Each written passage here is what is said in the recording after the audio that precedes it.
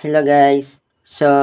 Welcome back again to my YouTube channel. So guys, bago natin simulan yung tutorial, make sure nakasubscribe ka, click the notification para updated sa mga tutorial natin guys. Siyempre guys, magandang umaga, magandang tanghali, madahapon, madagabi, kung anong oras mo ito napapanood itong video to. Meron po sa inyo guys na i-share po na about po sa bagong wifi po ni PLDT tsaka po ni Smart. Yung binanggit ko po guys na kumpanya, isang kumpanya lang po yung guys ha. Yung example po natin guys, ito pong wifi modem ko po guys na PLDT Home 5G Plus na H153381 guys. Diba guys, kapag ginawakan po natin itong modem po natin na PLDT Home 5G Plus ay napakainit po guys. Meron naman po siya guys na built-in po na fan guys. Hindi ko po siya ginamit guys. Kasi nga po hindi ko po siya binaypas kasi nga po masira po yung modem. Ito pong fan na ito guys nakadesign lang po ito kapag sobrang init na po guys. Ito pong modem na ito guys napakainit na po guys. Kaya po binilihan ko po ng ganito guys. Yan. Nasa 100 plus lang po ito guys napakamura lang po, mga nasa 110 po guys. Nasa description ng video ko po guys yung link po yun, i-click nyo lang po guys dito guys, isasaksak po natin sa power station ko. Ayusin lang po natin ito. Ipapatong nyo lang po guys yung modem po nyo guys, yung wifi modem po nyo. Suggest ko po sa inyo guys huwag po nyo ilagay po guys sa bahay po yun gaano malikabok po guys meron pa pala ako sa inyo guys na ipapakita po guys. Halimbawa, maalikabok nga po sa bahay po nyo, sobrang alikabok. Gusto po nyo gumamit po na ganito para hindi masira po yung wifi modem po nyo. Meron naman po guys na nabibili po sa online po. Ito po yung link. Nasa description ng video po guys. Ito po yung itsura po niya. Yan. Tested na po yan guys ng kaibigan ko po yung pang guys dito nilalagay po dito para di po pumasok po yung alikabok po yung filter po yung kung tawagin.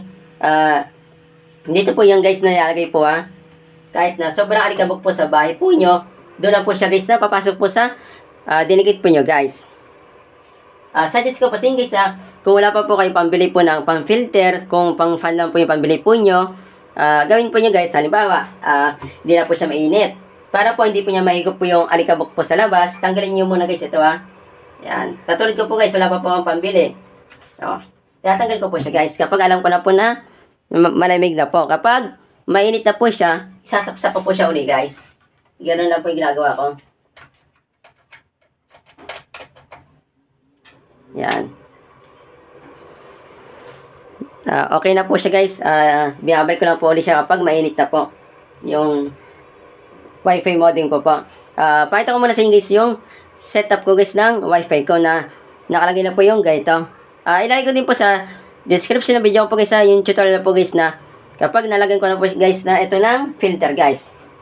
Doon na tayo sa setup ng wifi ko, sa wifi modem ko. Tara, let's go!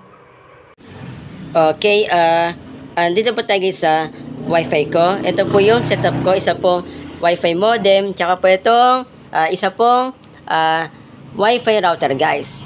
May ito po yun sa wifi modem ko guys. Dito po sa likod, meron po siya guys na saksakan po ng antenna guys. Ito po yung puti. Galing po ito sa dalawang ZLT STG ko guys. Tsaka po yung nasa gilid po guys, dito sa huli po na tinuturo ko, ang nakasaksak po dyan ay yung ito guys yan po yung galing po sa Globe Mimo antenna guys. Yung po yung antenna na galing po sa Globe. Yan. Diba guys, kapag ginawakan po natin yung PLDT Home 5G Plus H153381 or PLDT Home 5G Plus H155382. Kapag ginawakan po natin guys yung nasa taas po niya, ito nga po siya, ay napakainit po guys. Ang ginawa ko po dyan guys, para po hindi po masira po yung modem ko, nilagyan ko po siya guys ng fan po na maliit lang guys. USB na po yung saksakan po niya, kaya pwede po niya isaksak po itong fan na ito sa power station po nyo, sa solar po nyo, power bank, or sa kuryente guys. Kasi nga po 5 volts lang po ito. May na po siya guys na bumawas po ng baterya or sa kuryente guys. Tsaka po itong modem ko, nakasaksak din po siya guys dito Ito po yung sa fan ko guys Yan, naka USB type po siya guys Ayun nakita po nyo. Alisin ko po siya. Yan. Narinig po nyo guys yung ikot ng fan ko. Di na po siya na mainit. Napaka ginhawa na po siyang gamitin guys. Doon naman tayo sa antenna ko.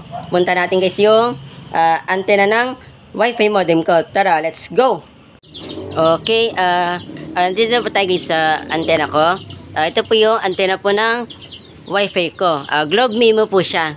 Ito pong antenna na ito guys si Globe lang po yung may sarili pong pangalan po ng antenna po nila guys. Pwede po itong gamitin po sa Wi-Fi modem po na Smart, Tointex, Sun, Globe TM. Or kung ano pa guys na Wi-Fi modem po na open line kahit na galing po siya sa ibang bansa.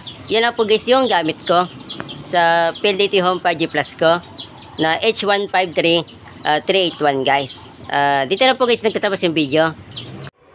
Kita nyo naman guys yung setup ko po sa Wi-Fi modem. Kasama po itong fan po Napakasimple lang po guys. Yun lang guys yung share ko po sa inyo pa-share po ito mismo video sa mga kakalan nyo guys na meron pong Wi-Fi modem po guys na PLDT Home 5G Plus na nagtataka po sila guys bakit hindi po gumagana po yung fan nito guys. Napakainit na po ng modem po natin guys. Kahit na hindi po nyo kakilala guys basta na ito po nyo guys na meron po Wi-Fi modem po na ganito guys na PLDT Home 5G Plus guys.